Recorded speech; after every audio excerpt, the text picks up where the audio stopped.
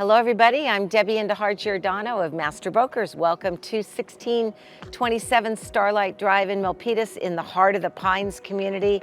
This beautiful two-story, 4-bedroom, 2.5 bath, 1,700 square foot home is ready to go on the market. We've done a lot of prep work on it. And by the way, the list price is $1,698,888. Come to our open house this weekend, Saturday and Sunday from 2 to 4.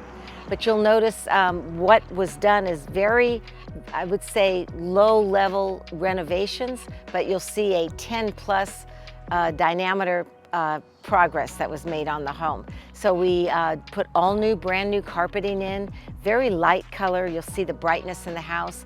Freshly painted the in and outside of the home. Even the fireplace was painted, which is a great thing to do.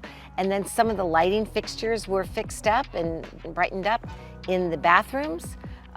We did some extra landscaping in front, did some chips, some nice work there. Notice the garage. We opted to go ahead and paint the garage. The garage was already finished to begin with, but it really looks amazing now and has a really fresh new look. So no other real updating was done. In the home, we put in about $34,000 total, and it looks totally amazing from start to finish.